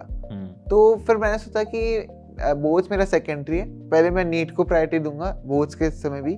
तो मैंने सोचा कि बोर्ड्स में चाहे मेरा सिलेबस कंप्लीट होना हो, ये वाला चैप्टर तो मेरे को अच्छे से करना ही है उस समय। तो उसको मेरे को करने में इतना टाइम लगा कि मैं सारे दोस्तों का सिलेबस हो गया और मेरा फिजिक्स पे सिलेबस नहीं हो पाया। तो इसलिए मेरे साथ भी बहुत ज़्यादा दिक्कत होती थी कि जो मैं टारगेट बनाता था वो कभी अचीव हो ही नहीं पाते थे, मुश्किल से कभी होते थे। तो एक मिनट, ये सबके लिए बहुत नॉर्मल बात है। तो अगर कभी तुम्हारे साथ ऐसा होता है, ये नहीं कि तुम अकेले हो, तुम्हारे साथ लाखों और बच्चों का यही हाल है, और आज इसने 715 स्कोर करा, इसके साथ भी सेम प्रॉब्लम थी। तो ये प्रॉब्लम सब फेस करते हैं। अब हम सॉल्यूशन पे चलते हैं। हाँ, सॉल्यूशन बताओ मुझे इसका। सॉल्यूशन ये था कि थोड़ा डिप्रेशन तो फील होता ही था जब नॉर्मल बात है ये। सोने समय जाता था। एक तो सोते समय जब मैं जाता था, एक तो मैं ये चीज़ करता था कि जो मैंने आज किया है उस पर एनालिसिस करता था कि मैं कितना अपनी परफॉर्मेंस को रेट करूँगा, कि मेरा क्या रहा, और कल जो मेरे को करना है उसके लिए मैं टारगेट सोने से पहले ही बना लेता था। तो यही रहता था कि कभी भी मेरा टारगेट अचीव नहीं हुआ तो वही रहता था कि जो भी आज नहीं हुआ उसे कल कॉम्प्रोमाइज करके कैसे भी करना है, तो वो कल भी नहीं होता था। फिर ऐसे करते करते कभी ना, मतलब इतने आइडियल टारगेट्स बनाओ कि हो ही नहीं वो, आप उनको करने में ये बहुत इंटरेस्टिंग है, ये मुझे दोबारा बताओ। इतने आइडियल टारगेट्स बनाओ कि वो कभी हो ही नहीं, क्योंकि अगर आपके वो टारगेट्स हो गए तो उसके बाद आप दिन में क्या करोगे, आपको थोड़ा ओवर कॉन्फिडेंस भी फील होगा। तो थोड़ा अंडर कॉन्फिडेंस भी अच्छी चीज़ नहीं है, मैं बोलूँगा कॉन्फिडेंस बहुत अच्छी चीज़ है। तो ऐसे थोड़े टारगेट्स आइडियली होने चाहिए। This is one of the most, है ना, मतलब बहुत ही बढ़िया एडवाइस है CLBT। मैंने बहुत इंटरव्यूज किए, लेकिन बड़ी पॉइंट वाली एडवाइस है कि टारगेट ऐसे बनाओ कि पूरे ही ना हो पाए, है ना। बहुत लॉजिकल बात, ठीक है। अब टारगेट्स पूरे नहीं हुए, डिप्रेशन आया, मैनेज किया, एनीवे अपने आप का पुश बनाए रखना है, ठीक है। ये मोटिवेशन कहाँ से आएगा? ऐसे यूट्यूब पे सर्च करेंगे मोटिवेशनल वीडियो। तुम्हारा मोटिवेशन का सोर्स क्या था कि परेशान ना हो, डिप्रेशन में ना चले जाएं पढ़ते पढ़ते? मेरा एक तो मैंने ये एम बना रखा था, मतलब मेरे को थोड़ा ज़्यादा ही एम था कि अंदर 100 मेरे को रैंक लानी है नीट में। तो वो मेरे को लगा नहीं था हो पाएगा, वो भी मेरा ऐसे ही टारगेट था कि वो अचीव नहीं हो पाएगा। तो कर लिया यार तुमने। हाँ, तो वो तो हो गया। तो पर मेरा ऐसा था कि मैं जब भी सोचता था कि डिप्रेशन आ रहा है, तो मैं ये सोचता था कि जब मैं डिप्रेशन ले रहा हूँ तो जो बाकी के जन है वो पढ़ रहे हैं, तो उनको बहुत ज़्यादा, जब भी मैं टाइम वेस्ट करता तो मेरा ये रहता था कि जब मैं टाइम वेस्ट कर रहा हूँ तो बाकी के जो मेरे कॉम्पिटिटर्स है वो पढ़ रहे हैं, तो उससे मेरे को काफ़ी ज़्यादा मोटिवेशन मिलता था कि नहीं, मेरे को भी अभी ये सब छोड़ना है और मेरे को पढ़ना है। तो यही था कि अगर मैं अभी मेहनत कर लूँगा तो फिर बाद में मेरे मज़े, अगर मैं अभी मज़े ले लूँगा तो फिर बाद में मेरे को मेहनत करनी पड़ेगी। बहुत मैच्योर बात है और ये बहुत लॉजिकल बात है, क्योंकि हम एक एक पल अगर गंवाते चले जाएं ये सोचने में कि क्या करेंगे, तो कोई और कुछ कर ले जाता है उतने में ही, है ना। ठीक है, बहुत लॉजिकल बातें हो गई अब यहाँ तक कि हमने रिवीजन कैसे किया इस पे बात कर ली।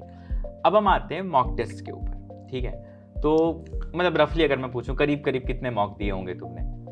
ऐसा मुझसे बच्चे पूछते हैं कभी कभी, या हमारे CWT पे काफ़ी कमेंट्स भी आते हैं कितने मॉक करने चाहिए, तो मैं तुम्हें से पूछ ले रहा हूँ, कितने मॉक दिए होंगे तुमने आज तक? मैंने अराउंड 50 से तो ज़्यादा ही दिए होंगे। कोई नंबर है ही नहीं 50, क्योंकि हाँ। काफ़ी पेपर्स दिए होंगे तुमने, ठीक है। अब मॉक टेस्ट दे रहे हो, अब एक बात सच सच बताना, एकदम सच, लोवेस्ट स्कोर क्या रहा आज तक मॉक टेस्ट में? मॉक टेस्ट में नहीं रहा वो, कोई नॉर्मल सा पेपर था, हाँ, उसमें मेरा स्कोर गया था 537 अराउंड समथिंग गया था। 537 अराउंड, ठीक है। वो मेरा एक टर्निंग पॉइंट था बेसिकली। हाँ, मैं इसीलिए यहाँ पर तुम्हें लेकर के आ रहा था, क्योंकि एक हमने थोड़े दिन पहले एक इंटरव्यू किया था लास्ट ईयर, तो उसमें जो बच्चा था उसका लोवेस्ट स्कोर ही 680 था, है ना। तो बच्चे बहुत परेशान हो गए थे कमेंट्स में। अब तुमने बताया 537 स्कोर था, ये पॉइंट पे अगर तुम बहुत अच्छा परफॉर्म कर रहे हो, जब 530 तक आते हो, ठीक है, या इससे भी नीचे कभी कोई बच्चा जाता है, तो बहुत सारे विचार दिमाग में आते हैं। तो तुमने जैसा कि कहा टर्निंग पॉइंट था, अब प्लीज एलाबोरेट कि क्या टर्निंग पॉइंट था, how you manage that? Like मेरी 11 जो थी उसके बिगनिंग बहुत अच्छी थी, कि मतलब उसमें क्या था कि मेरे स्कोर बहुत अच्छे रहते थे। फिर थोड़ा ऑनलाइन हुआ, उसकी वजह से थोड़ा इफेक्ट तो पड़ा ही, तो उसकी वजह से मेरी जो डिक्लाइन ही होती रही, तो एक पॉइंट तक डिक्लाइन होती रही, तो ठीक है। उसके बाद फिर जब ये स्कोर आया तो फिर मैं थोड़ा हिल गया, तो फिर उसके बाद फिर मैंने सोचा कि अब थोड़ा और डिसिप्लिन की ज़रूरत है और थोड़ा सिंसियरिटी की ज़रूरत है, तो फिर मैं 537 के बाद फिर मैंने वापस से 600 के अबव लाया। मतलब वो बस एक टेस्ट था जिसमें मेरे 537 आए थे, तो वो मेरा बहुत गंदा टेस्ट गया था। उसके बाद फिर मैंने सोचा कि 600 फिर 650 को टच किया। फिर एंड में मैं थोड़ा, जब मॉक टेस्ट होने लगे तो फिर मेरा स्कोर एंड में जाके थोड़ा 700 के करीब आने लगा। तो मैं 537 से अगर 700 तक आया तो वो उसमें मतलब कोई भी आ सकता है वो तो ऐसा कुछ नहीं है कि अगर आपके लो स्कोर आ रहा है तो आप कुछ कर नहीं सकते। तो मेरा भी 537 जैसा स्कोर आ रखा है, तो ठीक है। अब मॉक टेस्ट तुम दे रहे हो, एक होता है मॉक टेस्ट देना और एक होता है उसकी एनालिसिस करना।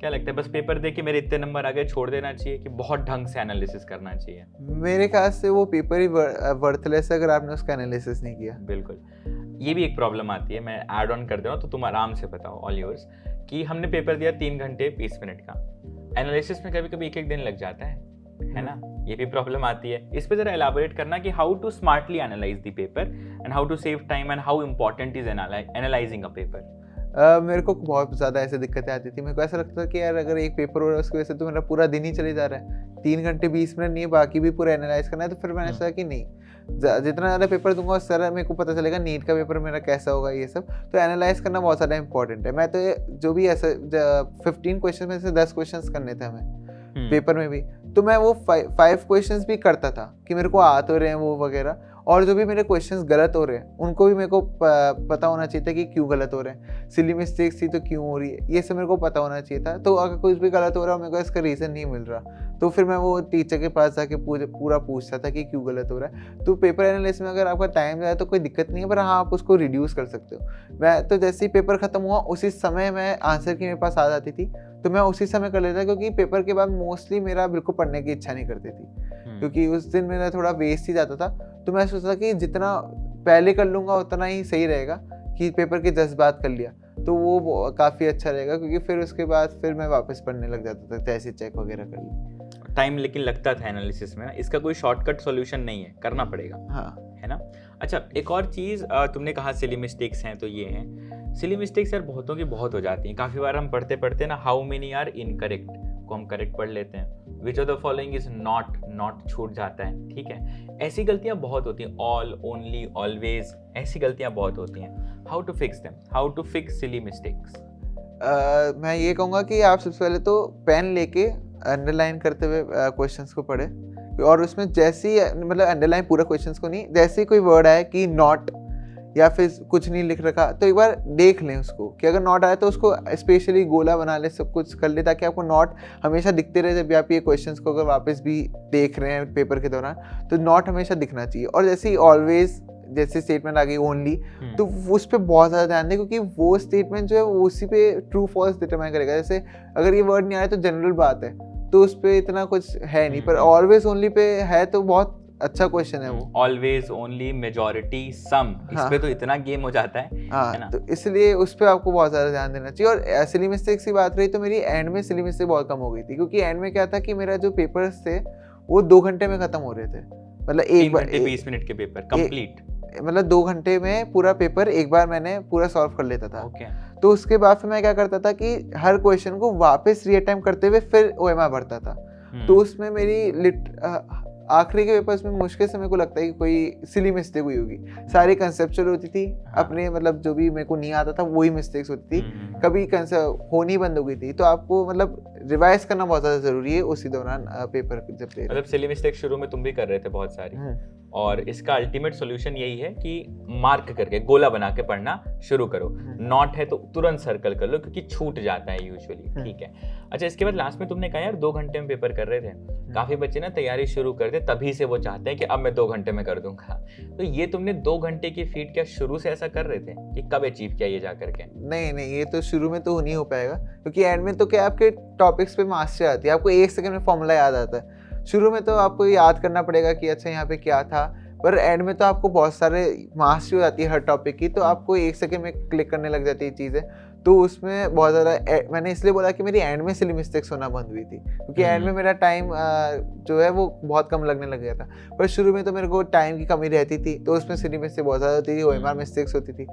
तो बस ये है कि जितना जल्दी हो सके पेपर को कंप्लीट करो, पर ये नहीं कि आप जल्दीबाजी में पहला ही बार जो दे रहे हो उसमें आप गलती कर दो। पर रिवाइज जितना कर सको उतना करो। बायो को मैं इतना रिवाइज करने की प्रायोरिटी नहीं रखता, क्योंकि वो थोड़ा उसमें न्यूमेरिकल्स कम आते थे, तो मैं फिजिक्स और केमिस्ट्री को सबसे पहले रिवाइज करने की ट्राई करता था।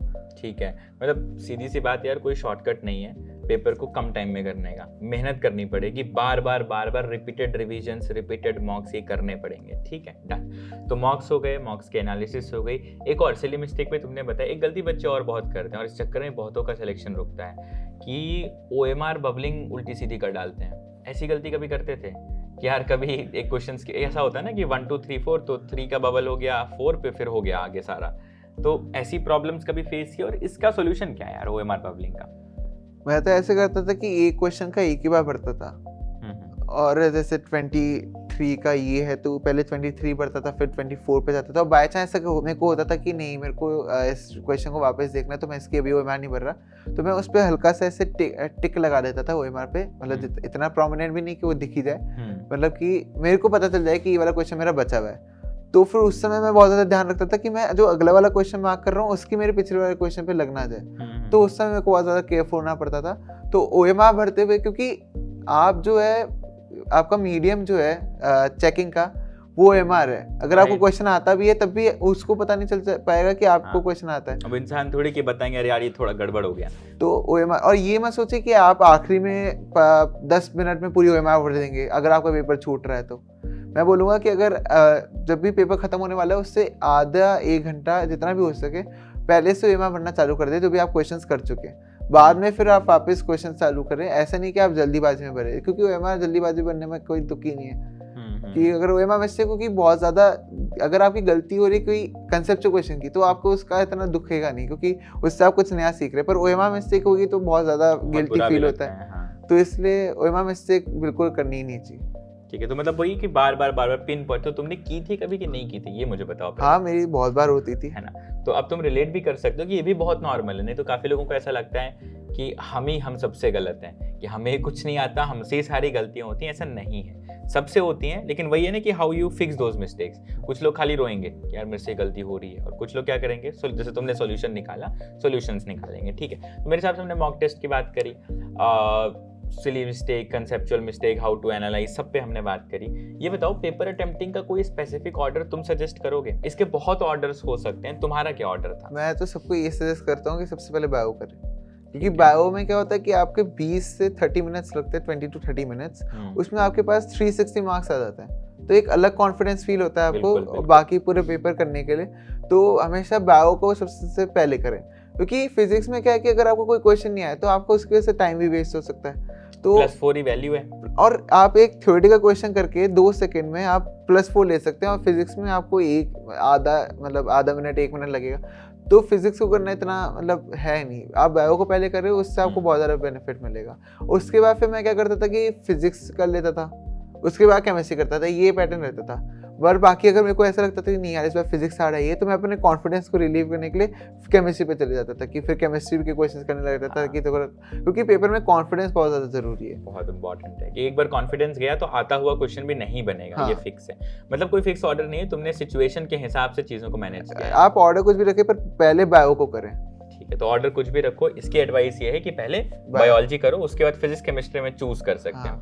अच्छा यार, ये भी होता है पेपर करते हुए, मान लो बायो एक ही है, बायो के जैसे नीट 22 का जो पेपर आया था, बड़ा अच्छा खासा बड़ा लेंदी पेपर था, ठीक है। अब उसके मान लो शुरू के 4 क्वेश्चन ही बड़े स्टेटमेंट बेस्ड लग गए, बच्चा बायो में डिप्रेशन में चला जाए तो ऐसी सिचुएशन कभी आई किसी मॉक टेस्ट में? क्योंकि मॉक्स लगाए होगे तो अच्छे मॉक्स लगाए होगे, अच्छे मॉक्स में स्टेटमेंट बेस्ड के क्वेश्चंस की भरमार रही होगी, तो वो भी तो टाइम कंज्यूम करता है। ऐसे में बच्चे को लगने लगता है यार बायो इतना टाइम ले लिया, अब फिजिक्स कैसे होगा, केमिस्ट्री कैसे होगा, है ना। ऐसे मुझ पे बहुत सवाल आते हैं, तो मैंने तुम पे डाइवर्ट कर दिए। अब समझाओ जरा व्हाट इज द फिक्स। अगर कभी ऐसा होता था मेरे साथ, तो मैं ये सोचता था कि अगर बायो इतनी टफ है तो ऑब्वियसली पेपर वाले ने फिजिक्स केमिस्ट्री इजी दी होगी, और अगर नहीं भी दी तो मेरे सारे जो पेपर दे रहे हैं उनके लिए भी तो सेम चीज़ है। तो मैं अपनी स्ट्रेटेजी इस मौके पे चेंज नहीं करूंगा कि अगर मैंने अपनी स्ट्रेटेजी चेंज की तो मेरा पूरा गेम खराब हो जाएगा। तो बेटर ये है कि मैं अपनी स्ट्रेटेजी पे स्टिक करूँ और बायो ही पहले करूँ।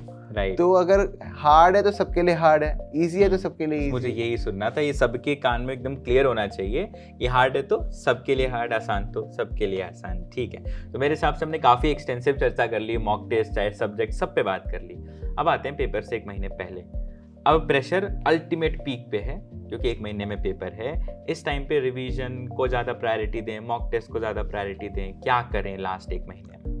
पहले मैंने सोचा था कि मैं पहले मैं थ्योरी पे ज़्यादा फोकस करता हूँ जब 1 महीना बचा था। तो फिर मैं जब मॉक टेस्ट देने लगा तो मेरे को लगा मॉक टेस्ट का थोड़ा ज़्यादा फ़ायदा हो रहा है मेरे को। तो मैं सोचता कि अगर मैं 2 से 5 हर दिन मैं पेपर दूँ तो मेरी बायो क्लॉक ही ऐसे सेट हो जाएगी कि मेरे को जिस दिन नीट का पेपर होगा तो मेरी बॉडी डिमांड करेगी कि आज एक पेपर देते हैं। तो मेरे को लगा कि मॉक टेस्ट देने का बहुत ज़्यादा फ़ायदा है। और उस पर मैं टेस्ट एनालिसिस पे इतना टाइम नहीं ख़राब करता था। मैं ऐसे करता था कि जो भी मेरे से क्वेश्चंस गलत हो रहे हैं वो कर लूँ। और मैंने बायो में जो 15 मैंने जैसे पहले बताया था कि मैं 15 के 5 क्वेश्चंस भी करता था, पर वो भी मैंने बायो में छोड़ दिए थे क्योंकि बायो में मैं कभी क्वेश्चंस प्रैक्टिस में इतना फोकस किया ही नहीं। तो मैं हमेशा फिजिक्स केमिस्ट्री पे देखता था कि मैंने कौन से 5 क्वेश्चन छोड़े हैं, उनको रीअटेम्प्ट कर लेता हूँ। तो मेनली मैं एंड में जाके थोड़ा फिजिक्स केमिस्ट्री का एनालिसिस ज़्यादा करने लगा था। बायो में सिर्फ जो गलत क्वेश्चन हुए उनका एनालिसिस करता था। और जो बायो में एंड में जाके गलत क्वेश्चन होते वो मेनली इसलिए होते थे क्योंकि वो आउट ऑफ एनसीईआरटी थे, तो मैं उन पर इतना ध्यान नहीं देता था। तो मेनली मैंने एंड में जाके थोड़ा फिजिक्स केमिस्ट्री का एनालिसिस ज़्यादा करने लग गया। और मेरी थोड़ी बायो भी स्ट्रॉन्ग थी तो थोड़े कम क्वेश्चन ही गलत होते। तो रेगुलर बेसिस पे एक मॉक दे रहे थे? हर रोज़ एक हो जाता था या फिर हफ्ते में 4-5 दिन तो दे ही देता था। ठीक है, इसमें तुमने एक पॉइंट कहा कि out of NCERT question bio में ना काफ़ी मॉक टेस्ट में आते हैं, कभी कभी तो 4-5 भी आ जाते हैं, कभी कभी ज़्यादा भी आ जाते हैं। तब क्या करते हैं यार? क्योंकि हमें पता है एनसीईआरटी से पेपर आना है, लेकिन मॉक टेस्ट में जब हम भी पेपर डालते हैं तो हम 1-2 क्वेश्चन ऐसा डालते हैं कि बच्चा पूरे नंबर ना लाए। ठीक है, तो ऐसे क्वेश्चन पे तुमने कैसे उस सिचुएशन को मैनेज किया? यार ये तो आउट ऑफ एनसीईआरटी है, अब मेरा क्या होगा? मैं एक तो ये बोलूँगा कि नीट में मैंने बोला है कि एनसीईआरटी पे फोकस करें, तो मैंने वो 89 क्वेश्चंस के लिए बोला है।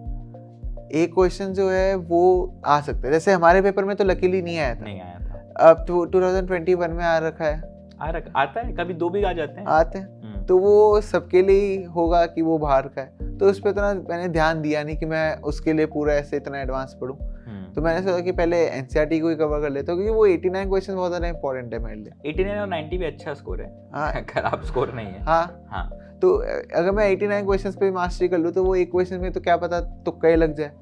और वैसे तुक्का मैं इतना रिकमेंड करूँगा नहीं क्योंकि नीट में जो है वो तो एक एक नंबर पे इतनी ज़्यादा रैंक है, तो मैं तुक्का इतना प्रेफर करूँगा नहीं। पर हाँ। मैं मतलब इतना सोचता नहीं था कि एक एडवांस टॉपिक से क्वेश्चन आ रहा है तो मैं इतना दिमाग 89 पे खुश हो तुम, है हाँ। ना, कि एक गया तो गया और बाकी हो जाएगा। बट वो भी एक बहुत लॉजिकल सॉल्यूशन है, बिकॉज पहले तो जो आ रहा है वो कर लें अच्छे से, है ना, हम बाद की बात बाद में देखी जाएगी, ठीक है। तो मेरे हिसाब से अब हमने लगभग सारी चीज़ों कवर करी।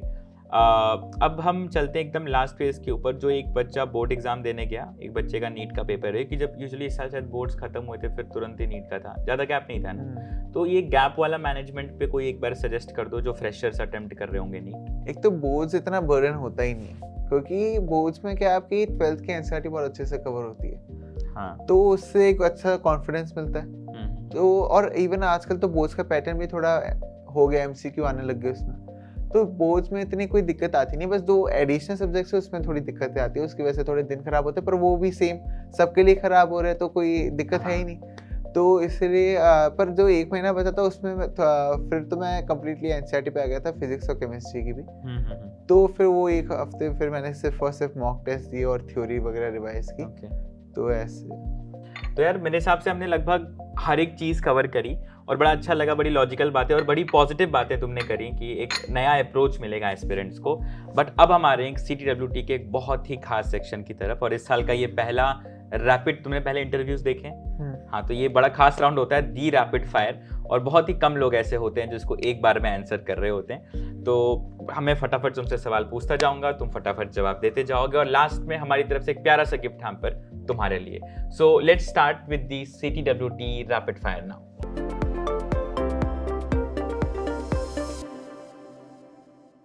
So let's start with the rapid fire now. पहला सवाल, which is your favorite song? एक है तू मान मेरी जान। ओके, ठीक है, हम सीधे अगले सवाल पे आते हैं। Which activity you like to do most when stressed? जब स्ट्रेस होता है तो सबसे ज़्यादा क्या पसंद करते हो? Talking with friends. ओके, और one person you rely on the most? My mother. Okay, and something that you want to buy in next 5 years? ऐसा क्या है, मतलब ये मुझे लेना ही लेना है अगले 5 साल के अंदर? Admission in a good college. वो तो तुम्हारा ऑलरेडी हो रहा है, admission in a good college. In post PG. अच्छा, पीजी के लिए प्लान है, अच्छा, काफ़ी है ना, एकेडमिक प्लान्स बड़े बढ़िया हो रखे हैं। एक holiday that you want to create, या एक holiday favourite destination? USA. USA, कोई specific region? That is the only place I've never been to. Okay, बाकी जगह घूम चुके हो? Mostly. Okay, great. And a food you want to try जो अभी तक तुमने ना खाया हो? Sushi. सुशी, तो फिर अभी दिल्ली में हो तो कहीं ना कहीं ट्राई कर लेना, काफ़ी रेस्टोरेंट्स हैं। And the last one, a super power you want to ask for. क्या आज तुम्हें एक सुपर पावर मिल जाए, वो क्या होनी चाहिए तुम्हारे लिए? Read everyone's minds.